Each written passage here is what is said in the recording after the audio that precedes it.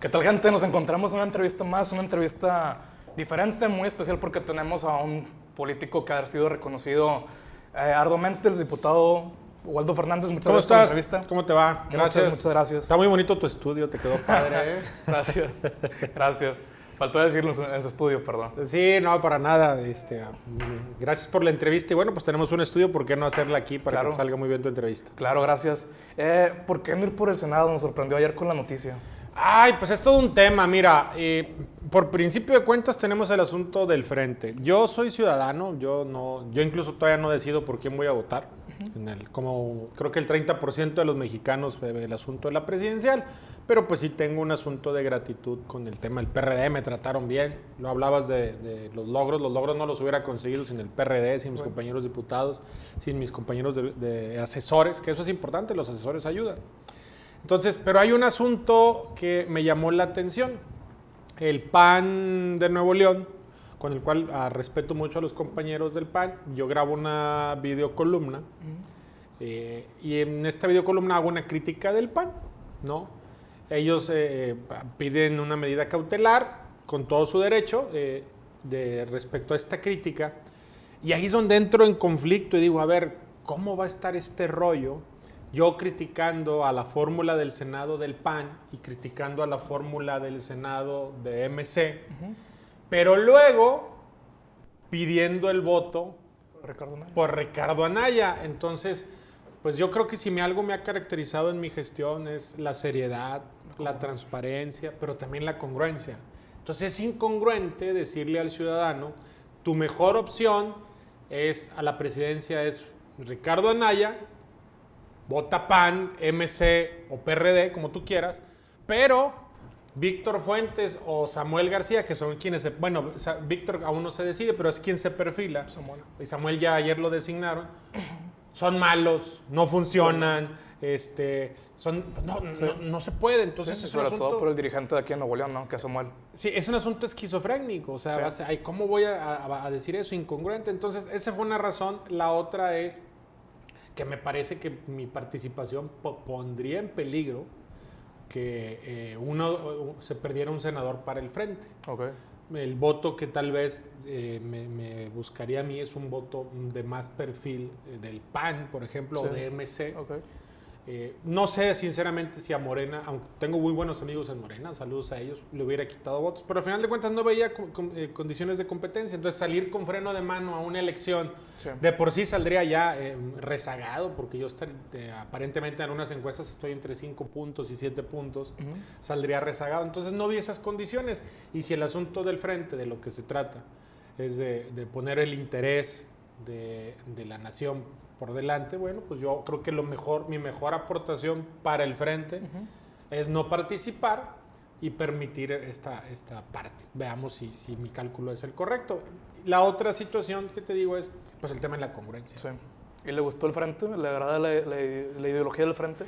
Me gusta el concepto del sistema, del cambio de régimen, me parece muy interesante, pero insisto, yo no voto por partidos, yo voto por la persona. De hecho, jamás en mi vida he votado en cascada.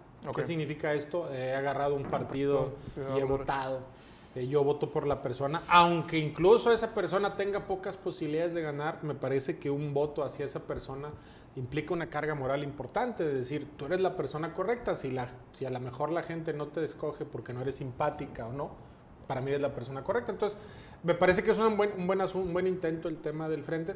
Veo degradada la política, lo digo sinceramente. Veo al frente combinando ideologías, a la alianza de Morena combinando ideologías, al PRI pues, tiene años con sus alianzas, entonces está un poco degradado. Creo que ya se perdió la parte de la congruencia. Creo que la gente que es incongruente, que se trepa de una liana y se busca otra liana. Yo tuve ofrecimientos de otros partidos. Sí, es lo que iba a preguntar. ¿No? Y lo que yo valoré es, primero tengo una deuda de gratitud con el PRD y de lealtad. Esa deuda llegué hasta el final, traté de cumplirla, pues le estoy cumpliendo al menos, incluso sacrificando mi propia carrera política. Es probable que mi carrera política se haya acabado ayer. No sabemos qué nos vaya a pasar mañana, pero sacrificando mi carrera política en pos de ese agradecimiento a ellos. Pero el otro asunto que yo veo es esta degradación donde político que se agarra una liana para otra, que es incongruente, es un político que lo que está buscando es servirse. político que es congruente y que sabe esperar su momento, lo que está buscando es servir. Y yo, la verdad, gracias a Dios, lo que estaba buscando siempre es servir. Prefiero que se acabe mi carrera política o buscaré canales para trabajar después, pero tratar de ser lo más congruente posible. ¿No le venía bien al PRD ir por Monterrey? Porque sonó mucho para la alcaldía de Monterrey. Es otro asunto de la congruencia. Yo no vivo en Monterrey. Okay. Yo vivo en San Pedro. Mi credencial de elector por un asunto de negocios está en Monterrey. Okay. Y ahí la reflexión es, soy el padre de familia. Imagínate diciéndole a mis hijos, como lo hacen muchos, ellos sabrán, oye, nos vamos a ir a vivir a un departamento o a una casa 6 meses atrás o un año atrás para simular que vivo ahí. Y a esos mismos hijos míos, solo a los que les voy a exigir buenas calificaciones, que sean mexicanos de bien, pues me van a decir, papá, tú hablas de ser mexicano de bien y vienes a vivir una simulación. No me iba a prestar una simulación de ese tipo. Ok. ¿Y cómo ve, por cierto, el panorama político en Nuevo León? Esta división, porque habla de la congruencia y es lo que ha faltado muchas veces, ¿no? Vemos, por ejemplo, un Samuel García que golpea fuertemente al PAN. De hecho, toda la carrera de Samuel se ha basado en pagarle el PAN y el PRI. Y ahora apoya a Ricardo Anaya. ¿Cómo ve ese panorama político en Nuevo León? Bueno, concretamente el caso de Samuel, pues él quedó atrapado en su propia estrategia política. Creo que él pudo a lo mejor en un momento decir, oye, si hay frente, pues yo me retiro y me voy a otro partido. Y creo que la gente no se lo hubiera criticado. Sí. Por este asunto, pero pues es una decisión de él sabrá. Yo a Samuel lo aprecio, me parece que es un chavo talentoso. Hay cosas que no comparto, que públicamente él y yo lo hemos platicado, y hay cosas que sí comparto de él, pero pues finalmente él es una decisión. Sí es un asunto de incongruencia este tema de estar golpeando al PAN y luego terminar ahí. Lamentablemente, pues los partidos políticos, bueno, los partidos no, los dirigentes de los partidos decidieron ese camino y bueno, pues en esa dinámica está. ¿Y quién le gustaría que llegara al Senado si no es usted? Bueno, no va a ser usted. Me la pones difícil. Todavía no decido mi voto, pero te puedo describir el perfil de lo que yo veo. Okay. He escuchado, y voy a ser crítico de todos, finalmente lo puedo hacer. He escuchado a personas que hablan del Senado, por ejemplo, y ni siquiera ubican que el Senado es la Cámara Alta y ellos dicen que es la Cámara Baja. Entonces ya he escuchado a otros diciendo, voy a ir al Senado y voy a bajar recursos para el Estado. La única, no la única, una de las facultades exclusivas de los diputados es el asunto de votar el presupuesto. Un senador no vota el presupuesto. Entonces el ciudadano tiene que ver que quien diga eso ni idea tiene a lo que va. Otra situación que los ciudadanos tienen que entender es muy importante ser senador. Un senador puede cambiar tu dinámica de vida. Un senador puede hacer tu vida más segura. Un senador en una posición como la que yo ocupé en la Cámara de Diputados de la Comisión Bicameral de Seguridad Nacional te puede conseguir elementos federales que vengan al Estado a trabajar por bien. Reflexiona tu voto. Tienes decidido tu voto presidencial, qué bueno, pero el resto de los votos valóralo. Y otro punto adicional, insisto, la congruencia. No piensen ustedes que un diputado o un senador es el que más ruido hace, o el que más ataca, o el que más agrede. Sobre todo el Senado implica serenidad. Necesitamos Nuevo León urgentemente un senador que le permita a Nuevo León estar bien representado.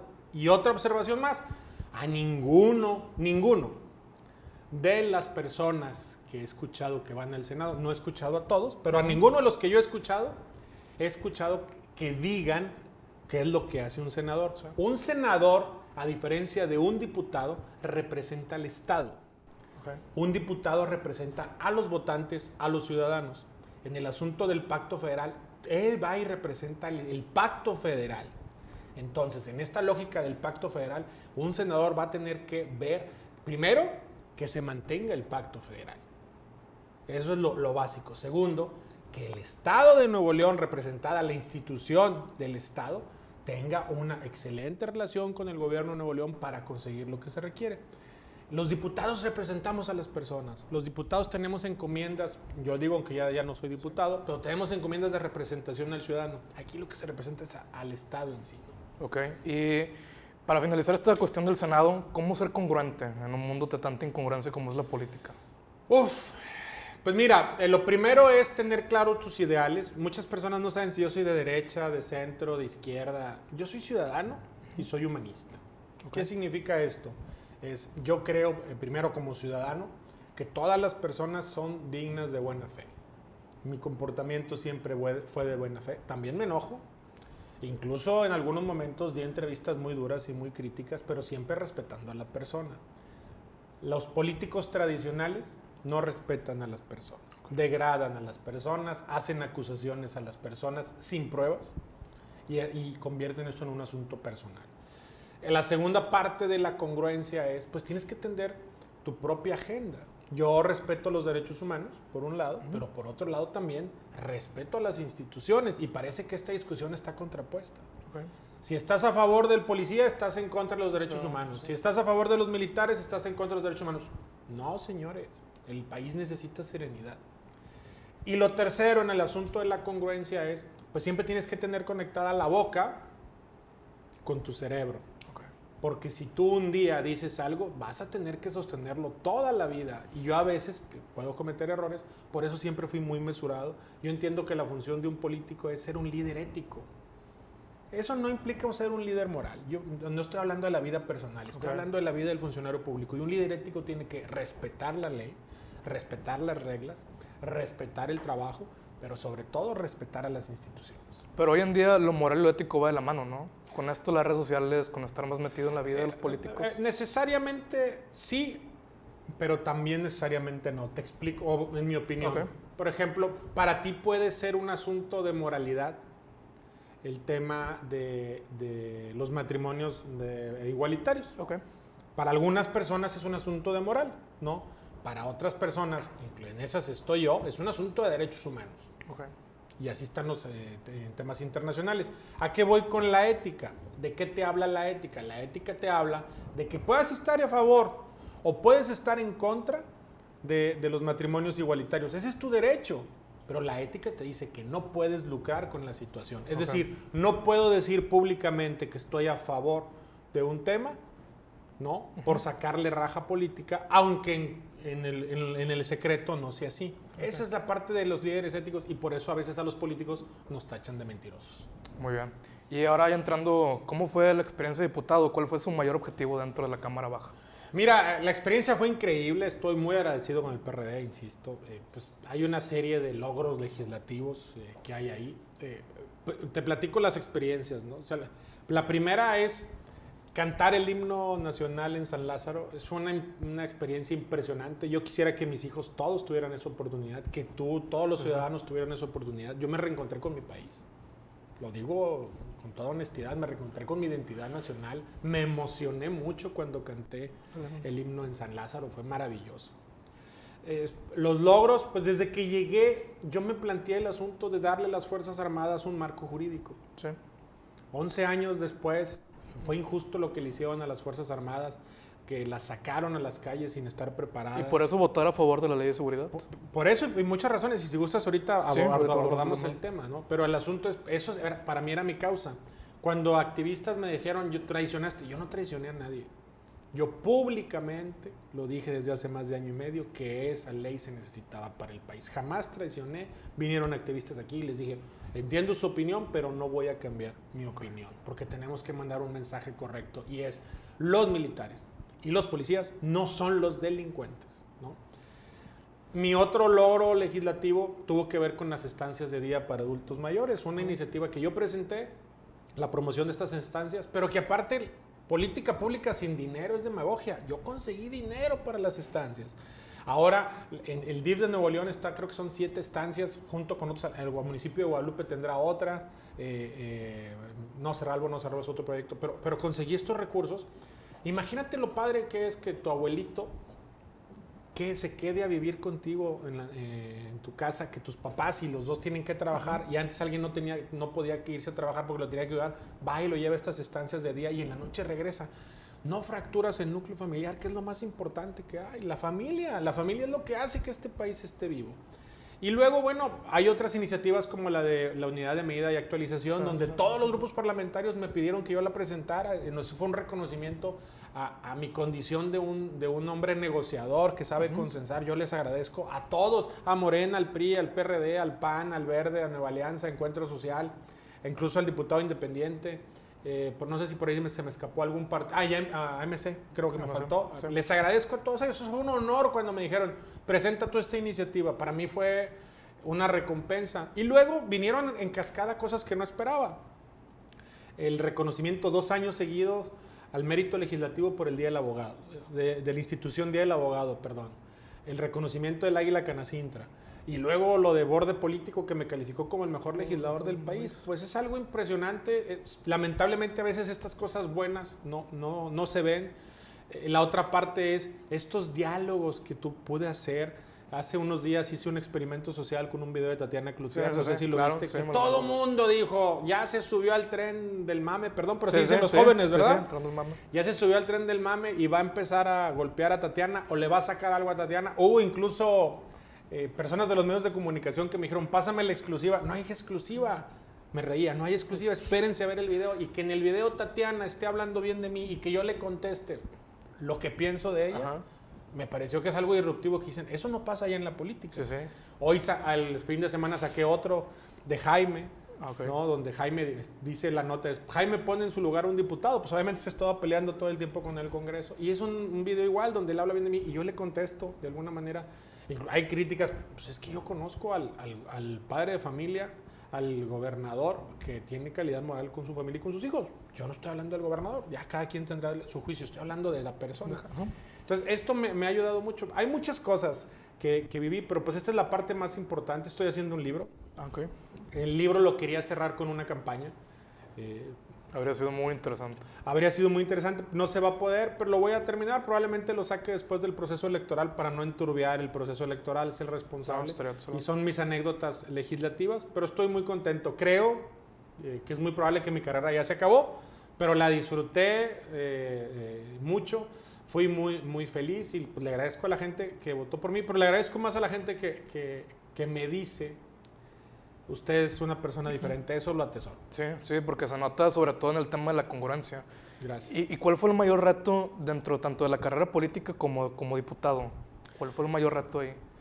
Son varios. El primero es, el PRD es un súper partido. Okay. Para mí es el mejor partido que hay. No pude hacerme militante, ya no hubo condiciones para hacerlo, pero es el mejor partido que hay. Es un partido libre, donde la libertad es libertad. Sí. No eres un autómata o un número o alguien mecánico que levanta una mano y votar. Te dejan votar. Yo voté diferenciado. Y pese a votar diferenciado, fui presidente de la Comisión Bicameral de Seguridad Nacional, secretario de la Comisión de Hacienda, integrante de Justicia y Economía, presidente de la única comisión investigadora del Congreso, estuve en otras 2 comisiones más. O sea, había un respeto y me estuve en comisiones muy importantes. Eso es algo que yo valoro mucho del PRD y yo le diría a las personas, vean eso, porque donde ustedes ven confrontación, no es confrontación. La función de un legislador es representar a la población. Mi mejor experiencia probablemente está ahí, en el ambiente dentro del PRD, yo lo diría ahí. Tengo eventos o reuniones pues, que fueron increíbles con el secretario de la Defensa, eventos con el propio presidente, con la secretaria de la Función Pública, con la procuradora, el procurador, el secretario de Gobernación, pláticas republicanas, dialogando, reuniones en la Comisión Bicameral de Seguridad Nacional. Tuvimos al secretario de Gobernación 6 horas, sentado ahí, seis legisladores, preguntándole. Lamentablemente la información es reservada y cumplimos la ley, pero fue un diálogo republicano. Eso lo atesoro mucho. Atesoro mucho el contacto con los jóvenes. Okay. Casi nadie sabe esto, pero cerca de 300 jóvenes de todo el país fueron a la Cámara, sí, auspiciados por mí. Claro, yo bueno, tú fuiste uno de ellos, ¿no? De las mecánicas o de las universidades. Y creo que al menos a esos 300 jóvenes les cambié la visión de lo que es un legislador, sí, y del país. O al menos creo que sí se regresaban todos diciendo, bueno, al menos el diputado le pone ganas, sí, ¿no? Sí, sí. No, fue una visión muy clara que no nada más yo, sino que todos los de la Cámara compartíamos esa forma de verlo. ¿Y el PRD aceptó su propuesta de hacer una campaña sin fondos públicos? Sí, sí, el asunto finalmente en el PRD fue esta parte donde yo veía pues, la incongruencia, ¿no? Okay. Pero había 2 condiciones. Una era no fondos públicos, me iba a costar a mí, sí, a mi patrimonio personal. Pero eso es algo detestable y lo digo con todas sus luces. Morena, el PRI, el PRD, el Movimiento Ciudadano y el PAN engañaron a la población. Le mintieron. Y de esos que le mintieron, hoy Andrés Manuel era presidente, hoy es candidato presidencial, López Obrador, y Ricardo Anaya. O sea, le mintieron a la población diciéndole que iban a renunciar a sus prerrogativas en un momento de un temblor, en un momento donde había muertos en el país, donde personas perdieron su vivienda. Y a mí sí me enerva la sangre, me da coraje. Veo los espectaculares hoy. ¿De dónde salieron esos espectaculares? Sí, de las prerrogativas. Sí. No se vale. Y por eso la gente está enojada con nosotros. Pero lamentablemente también, pues las opciones son las mismas. Entonces, bueno, pues habrá ellos definirán el sentido de su voto. ¿Cómo le fue siendo pluri? Las críticas, porque siempre llegan críticas a los plurinominales. Fíjate que eso es todo un tema.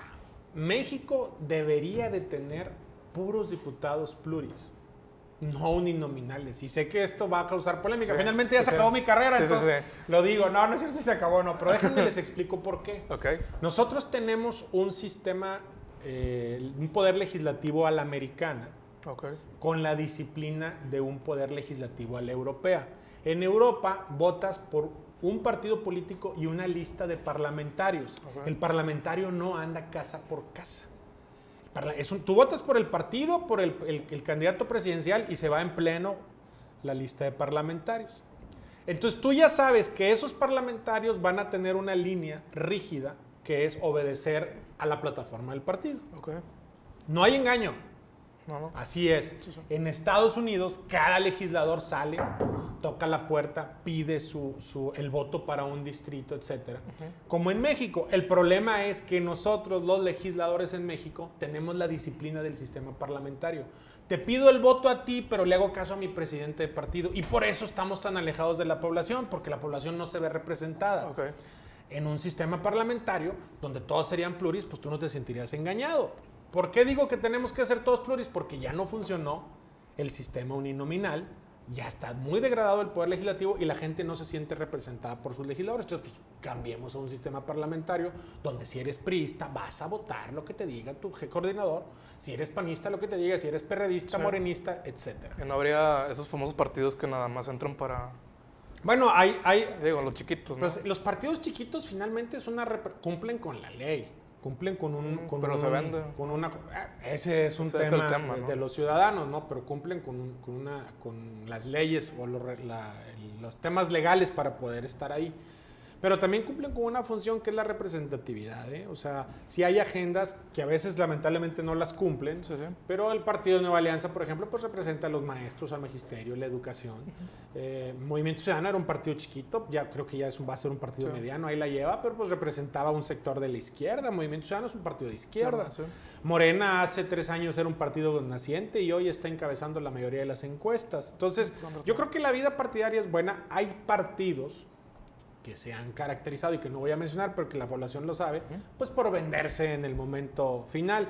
Creo que esos ahora habría uno que valorar si los va a apoyar o no. Pero en términos generales, bueno, pues si son las reglas de competencia y están y cumplen con la ley, pues qué bueno que lo hagan. ¿Y el tema de la ley de seguridad interior, cómo le fue? ¿Votarla a favor cuando todo iba en contra?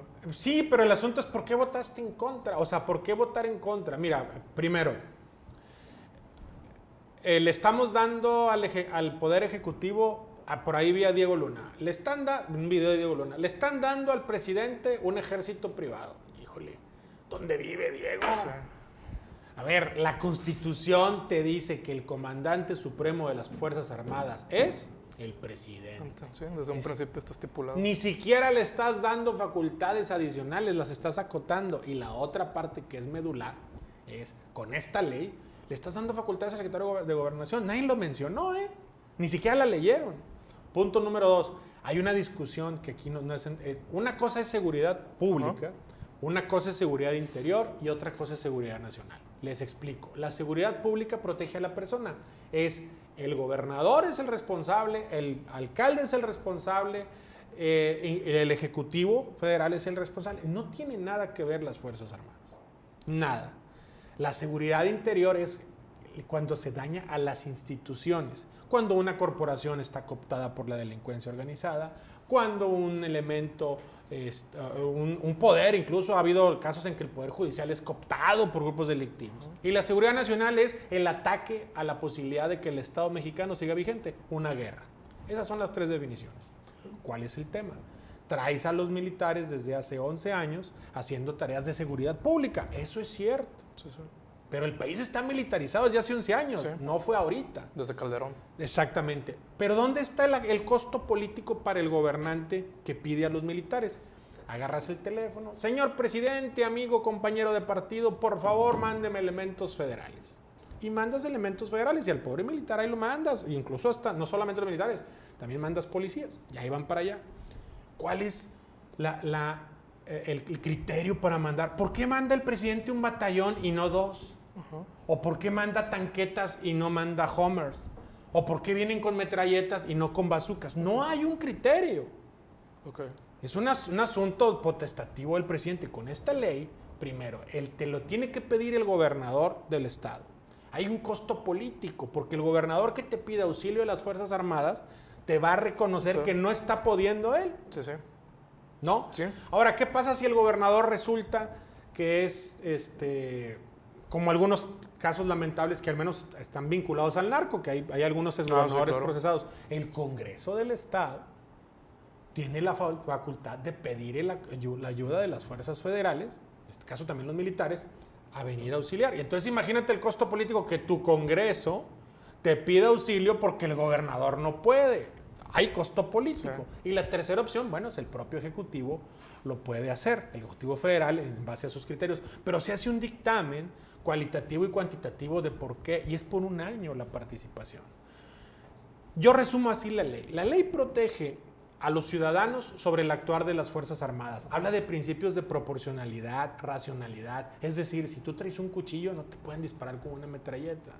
Ahorita no existía eso. Lo único que existía era un criterio de la Corte que decía que podían andar en la calle.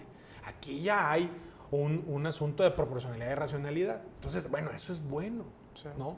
La otra es, pero protege a los militares de los políticos. Claro. Porque los políticos no hacen policías. Escuchaba comentarios desde que, es que no hay policías. Sí, ¿y qué culpa tienen los militares? Si los militares no hacen policías, los policías tienen que ser los gobernadores. Te voy a platicar un caso que refleja la mezquindad política en este asunto. Cuando el presidente Calderón haya sido como haya sido, decide sacar a las Fuerzas Armadas a la calle. Para algunas personas lo hizo con pensando en un asunto político. Para otros lo hizo porque lo que tenía que hacer. Yo no puedo decirte porque no le di seguimiento a ese momento. Tendría que documentarme. Pero cuando él decide sacar a los militares a las calles, un diputado como yo presenta una controversia constitucional y dice que los militares no pueden estar en la calle, bla, bla, bla, bla, bla. Ese diputado, pasado el tiempo, hablando de la congruencia, llega de gobernador de Michoacán. ¿Y sabes cuál fue su primer acto político? Mandar militares. Mandar pedir militares. El que cuando era legislador le sacó raja política diciendo que los militares violan derechos humanos, bla, bla, bla, bla, bla. Cuando llega, pide el auxilio de las fuerzas federales. De ese tamaño es la incongruencia. Y ese político, cómo lucró con los militares, cómo lucró, y luego pide la ayuda. Y entonces hizo enojar a una población durante años para terminar en lo que estamos haciendo. Yo no estoy en contra de las personas que se manifestaron. Todo el mundo tiene derecho a manifestarse, pero también hay que entender la realidad del país. Nuevo León no es la Ciudad de México. No. Dicen algunos activistas que en México no requieren a los militares. Pues tal vez tengan razón, aunque acabo de ver que ya mandaron, me parece que a Tláhuac marinos, por primera vez. Veamos. Pero hay otro punto que tenemos que considerar. Dicen, aquí nunca hay convoys. Pues nunca va a haber convoys en la Ciudad de México, porque la Ciudad de México, la concentración geográfica, y si me está viendo alguien que ha ido a la Ciudad de México, por ejemplo, mete en Polanco, en Insurgentes, un convoy de 8, 9 camionetas con delincuentes a bordo, pues en la propia vialidad los detienen, no hay manera. En Nuevo León sí los vivimos. Yo le digo a cualquier ciudadano que tomen una carretera y se vayan a Reynosa a las 9 de la noche sabiendo que no hay militares, a ver cómo se sienten. Y no estoy hablando mal de Reynosa, estoy hablando de las carreteras, o a Tamaulipas, o las carreteras de Nuevo León. Váyanse a Galeana. ¿Cómo se van a sentir si saben que no hay militares o resguardos federales? No se vale discurso degradar instituciones, y eso fue lo que no me permitió. Luego dicen que la ley viola derechos humanos. Está bien. Yo no conozco una ley que viole derechos humanos. A ver, si me traes una constitución, no veo la constitución pegándome. Pero no mata la protesta, porque era un argumento que podía entrar al ejército. Es el artículo 8, si mal no recuerdo, de la ley de interior, dice claramente que la protesta social está prohibida para que intervengan. Incluso fue una modificación que se pidió en el Senado. Literalmente quedó en la discusión. Dicen, la ley viola derechos humanos. Pues yo no veo que una constitución te esté pegando. Quien viola derechos humanos son las personas, no una ley. el presidente quiere dar un golpe de Estado. ¿Sinceramente creen que este gobierno, este presidente, necesita una ley para hacer ese tipo de cosas? No voy a hablar mal del presidente, pero ahí está todo lo que ha pasado. No, es absurdo. Nos dicen, es que los organismos internacionales nos dicen que lo mejor es la ley de seguridad interior. Señores, vivimos en México. Tenemos que aprender que los mexicanos tenemos que solucionar nuestro problema nosotros. No nos lo va a solucionar Estados Unidos, no nos lo va a solucionar la ONU, no, somos nosotros. Y voy a poner 3 ejemplos. Allá por los años 60, la marihuana era legal en México. Sí, es cierto. Era legal, se vendía como un cigarro, o no sé cómo se vendía, pero era legal. Entonces de repente llegó un organismo internacional y dijo, no, la marihuana no puede ser legal porque es mala para la salud. No voy a acusar a un país extranjero. Sabemos de dónde vino la intención. Entonces empezamos una política antidrogas, generamos un mercado negro y la marihuana ya no fue legal. Años después, estos organismos internacionales que nos hicieron durante 40 o 50 años penalizar a las personas, estar metidos en un proceso contra la marihuana, resulta que hoy la marihuana es hasta un derecho humano, sí, consumirla. ¿Por qué? Porque ahora la tendencia cambió y ahora tenemos que cambiar en México, ¿no? Ejemplo 2, el TLC. El TLC es un asunto que sí le benefició al país, no tengo duda, pero nos dijeron también el GATT y organismos internacionales que iba a acabar con la pobreza. ¿Acabó con la pobreza? No sirvió en esa parte, sirvió en muchas otras, pero no acabó con la pobreza porque no hubo una correcta distribución de la riqueza.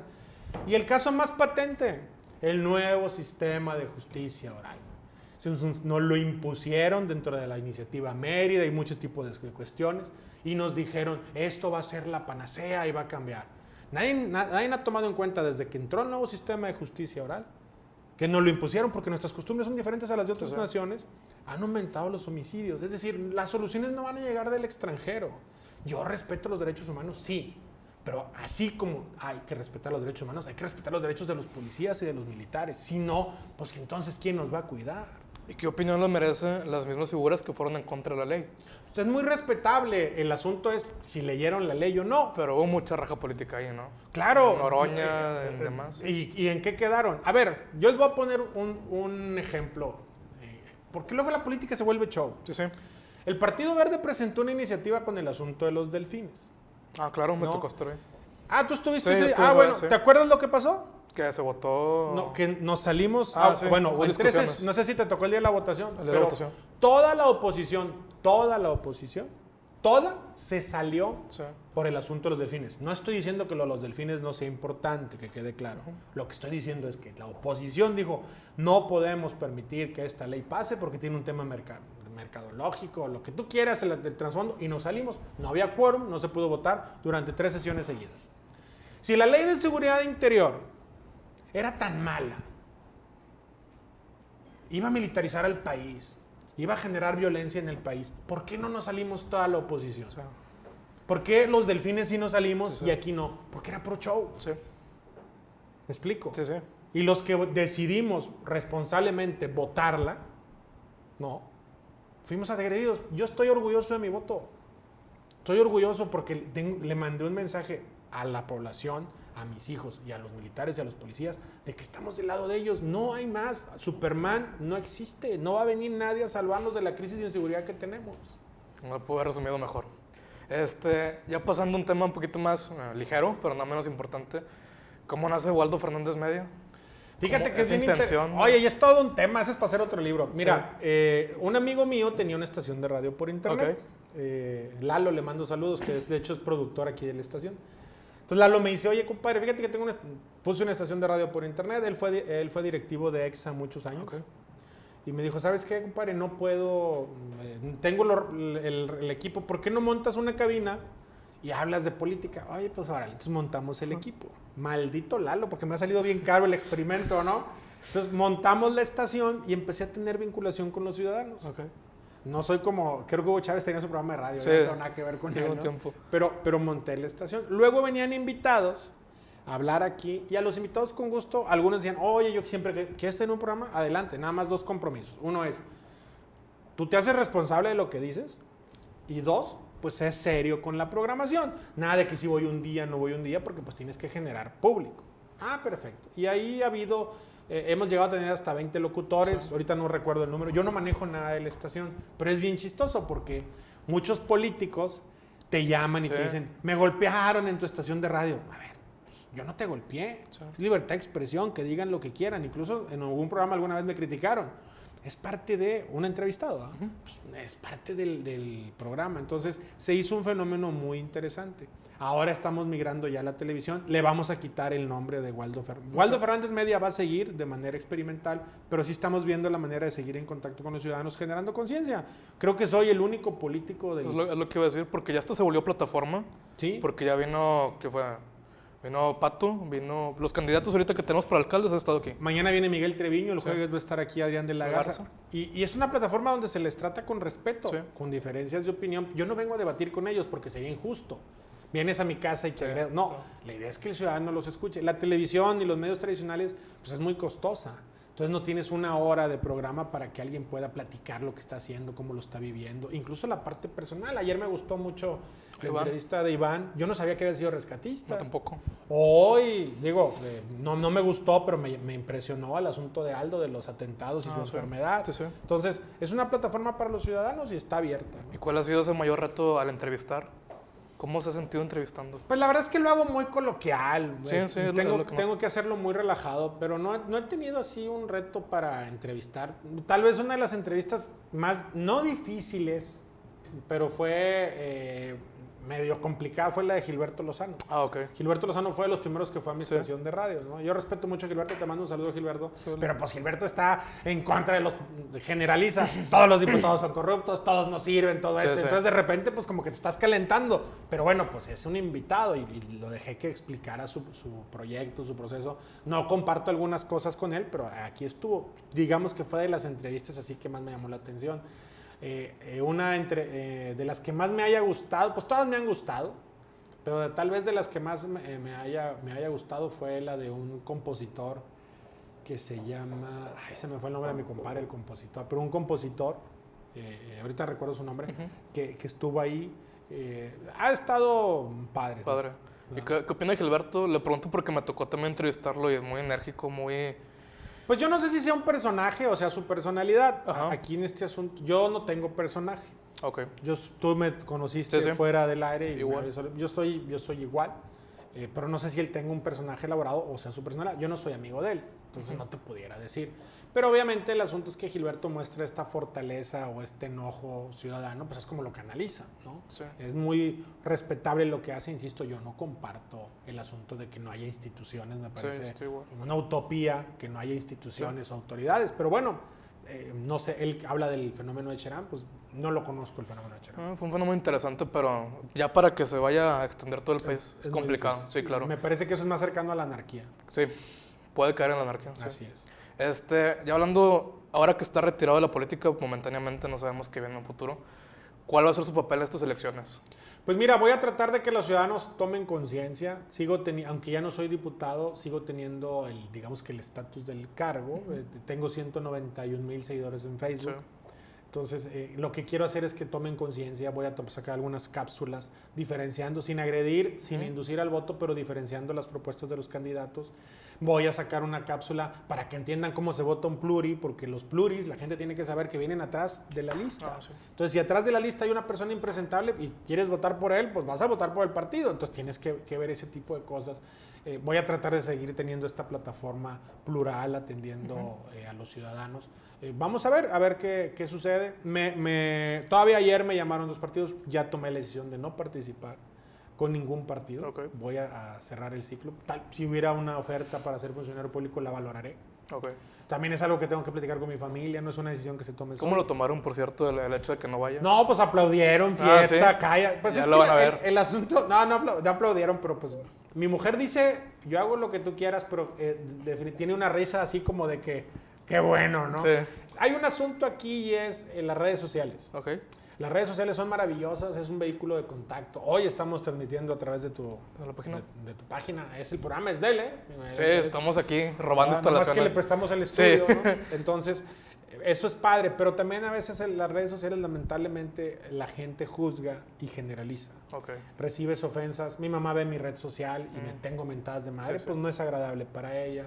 mi hija entra a ver mi red social y alguien me acusa de corrupto, pues no es agradable para ella. Y también por eso probablemente soy de los más agresivos en redes sociales. Sí, eso es lo que yo sí les contesto y les digo, corrupto, dime por qué, denúnciame, tal. Entonces, bueno, para ellos dicen, pues ya cumpliste. De hecho, yo ya pagué hay algo que llamamos la hipoteca social o la deuda social. Yo ya la pagué. Yo atendí a víctimas de secuestro.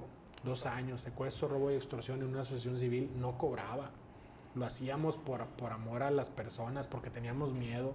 Y lo hice ahí. Ahí conocí incluso a Adrián, que viene el jueves y quiero platicar de eso. Bueno, Adrián ya lo conocía, pero como procurador. Sí. Entonces yo ya pagué mi deuda social. El asunto de la Diputación fue un sueño que se me dio. Siempre quise ser, no lo voy a negar, pero nunca pensé que lo fuera a hacer. Y siempre cuando asumí como diputado dije, voy a hacer las cosas como yo creo que debería ser un legislador. Si lo hice bien o lo hice mal, la gente lo juzgará. Sí hay un asunto, y te lo digo porque soy humano. Okay. Cuando Morena me ofreció, y que la aprecio mucho a la gente de Morena, ser senador, estuve a nada de aceptar. Era una gran tentación ser senador.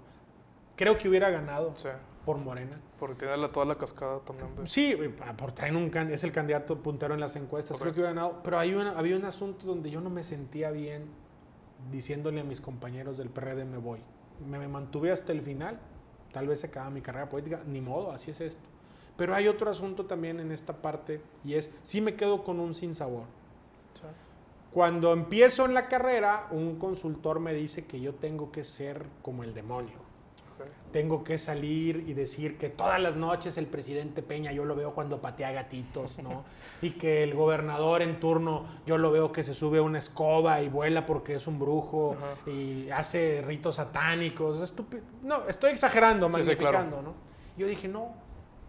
Si el costo de no trascender en la política es degradar y aumentar el clima de odio que ya es muy alto en el país, prefiero que se acabe mi carrera. Tal vez se va a acabar mi carrera, tal vez los ciudadanos no vieron el trabajo que hice.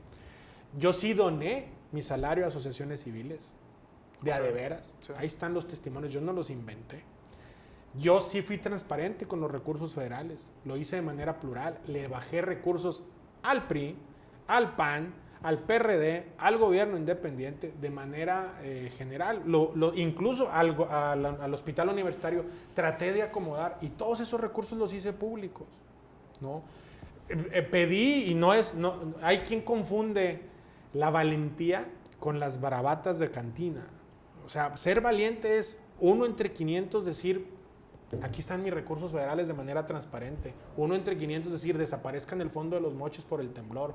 1 entre 500 firmar los convenios de transparencia. 1 de 500 pedir que el asunto de los recursos a los diputados federales se haga una norma o un acuerpamiento legal para que sean verdaderamente proyectos de calidad. Eso no es fácil. ¿Me explico? Sí. No es ser el barbucón de cantina, pues agarra y dice. Y entonces, a lo mejor me queda ese sabor amargo de que, híjole, tal vez con mi trabajo que hice muy bien, y si hubiera sido el que sale y hubiera dicho que yo veo al gobernador cuando patea gatitos, estuviera en otras condiciones de competencia. Pero luego, recuerdo una frase que es matona. Diodoro Carrasco, el que le mando un saludo, me dijo una vez que cada vez que yo diera una entrevista o que cada vez que yo hablara en público, que cada vez que estuviera en medio de un asunto de carácter político que fuera a trascender, pensara que me estaban viendo mis hijos. Y entonces esa ha sido mi dinámica. Mis hijos yo termino y no se pueden avergonzar de su papá. Y eso es algo que yo valoro y atesoro y que creo que finalmente es lo más importante al final del día. No se puede ser un buen político si no se es un buen padre de familia. Muy bien. Cerramos con 2 preguntas. ¿Cómo ve el clima social y cómo ve las elecciones de este año? Pues mira, hoy que vino Aldo hablaba de algo que yo también percibo. Él hablaba de otra palabra. Él hablaba de que no veía a las personas con esperanza. Sí. Ya los ven hartos, ya no saben para dónde voltear. Yo lo que veo a las personas es con odio. Veo odio en la mirada de las personas. Odio hacia los políticos, odio hacia las instituciones. Pues creo que tienen razón en algún momento de sentir odio, pero también hay que decirlo, también el ciudadano tiene que ver las historias de vida y no las ve. O sea, nadie se pone sinceramente a revisar quiénes fueron sus diputados federales y sus senadores, sí, y claro, qué hicieron, a googlearlos. Queremos que la información nos llegue cuando tenemos que ir por la búsqueda de la información, pero yo sí veo un asunto de odio, me preocupa. Creo que hay muchas posibilidades de que haya un conflicto postelectoral. Ojalá y no. Bueno, ya hubo preelectoral. Ya hubo preelectoral, histórico, ¿no? Sí. Yo creo que nunca ha habido un conflicto preelectoral. Entonces, sí veo eso. El clima social no es el mejor, pero ojalá ya haya mesura, ¿no? Aquí una pregunta es... usted tiene relación, de hecho, con uno de los miembros. Hay una página que se llama El Argumento. Ajá. Está José Daniel, el sobrino de Salvador Borrego, de Saba Consultoría. Ah, sí, como no, mi amigo. Claro. Oye, págame lo que me debes, José Daniel. No, no es cierto, es buen muchacho. Pregunta Andy Olek, ¿cómo ve la geografía electoral en Nuevo León? Ay, que pues, ¿sabes qué? Mira que yo soy analista político también, o me dedicaba a eso, a la consultoría. Lo veo bien confuso. O sea, creo que me parece que el PAN va a prevalecer en Nuevo León, pero no va a tener una gran votación o un margen de votación abismal. Probablemente sea la primera fuerza política. Y probablemente, o sea, hoy el PAN prevalecería. Veo en segundo lugar a Morena. ¿En serio? Sí, estamos hablando de la presidencial, ¿no? Sí. Veo en segundo lugar a Morena, muy cercano o incluso con amplias posibilidades de que Andrés rebase a Morena. Veo en tercer lugar probablemente a los independientes, al PRI o hasta MC, ¿no? Pero muy rezagados, ¿no? Lo lamento ahí por mis amigos de MC, que me llevo muy bien con ellos, pero así es lo que yo lo veo así. Y luego veo, bueno, a otros partidos. Creo que el PRD tenía una oportunidad histórica en Nuevo León de poder marcar una agenda política diferente, de decir, yo no soy Andrés, yo represento esta izquierda. No sé si ojalá y haya alguien ahí que tome esa bandera. Tienen cuadros muy valiosos, pues ojalá lo tomen y lo hagan. Pero yo veo esa geografía. Creo que en la presidencial el PAN va a quedar en primera fuerza, pero muy rezagado. Y creo incluso que el asunto donde... Creo que Andrés va a ser primera fuerza en Nuevo León, su alianza, pero que al final de cuentas en la alianza global va a perder con el frente en Nuevo León, ¿no? Pero veo el mismo sentimiento de la población con Jaime.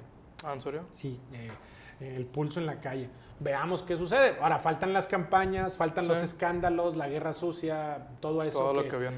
Pues que cambia al electorado. Vamos a ver cómo se da. Y saludos a mi compadre. Sí, gracias. Esta última pregunta, ¿qué consejo le da a la juventud? Pues mira, primero es este asunto, este rollo que nos echan o que les echaban a los jóvenes cuando yo era joven, ya eso fue hace como 2 semanas, ¿no? Pero que nos echamos a los jóvenes de que tienes que votar, ya no es un asunto solamente de votar, te tienes que involucrar en la política. Mi generación es responsable de lo que tenemos hoy como gobierno, mi generación. Nosotros fuimos apáticos, mis papás fueron apáticos, mis papás... no hablo de los papás, hablo en general, los papás de nosotros fueron apáticos, nosotros como ciudadanos fuimos apáticos. Yo tengo 46 años y me involucro en la política por accidente a los 46 años. Imagínate qué hubiera pasado si lo he hecho a los 20 años. Sí. Creo que otra historia. Tendría otra historia, al menos mi historia política. Yo lo que les digo a los jóvenes es involúcrense, pero participen. Con el partido que quieran. Si creen que López Obrador es honesto y es el más calificado, él. Si creen que Anaya es el más joven y por eso es el que también técnicamente más calificado, él. Si creen que Mide es el más calificado porque ha sido un buen funcionario público, él. Si creen que Margarita porque tiene un lado humano increíble, a la que conozco y le mando un abrazo y es honesta, también. Si creen que Jaime por su sensibilidad o porque es un gran candidato, también. O creen que Ríos Peter, también. Quien quieran, pero involúcrense, participen. Eso es fundamental. Y también busquen la manera de entender que participar en política no es opción, es tu responsabilidad. Sobre todo en mi generación, que somos producto de la educación pública. Yo tenía una deuda moral que no pagué y la pagué muy tarde. Pero ustedes involúcrense, porque lo que hagan para bien de la sociedad es esto. Yo hago votos porque en esta elección que viene se acabe el fenómeno de odio, que lleva años un fenómeno de odio social hacia los políticos. Se acabe. Lamentablemente en todos los partidos políticos no veo en sus listas a personajes que refresquen la política, veo los mismos de siempre acomodándose, pero bueno. La alcaldía es un reflejo. La alcaldía, ¿no? Pero yo espero que al final de cuentas este efecto político termine en beneficio de los ciudadanos. Y chavos, involúcrense, no hay opción. Muy bien, gracias, diputado. Gracias a ti. Waldo, nada más, ya no soy diputado. Ya la costumbre, terminé. Licenciado Waldo, perdón. A tus órdenes. Gracias.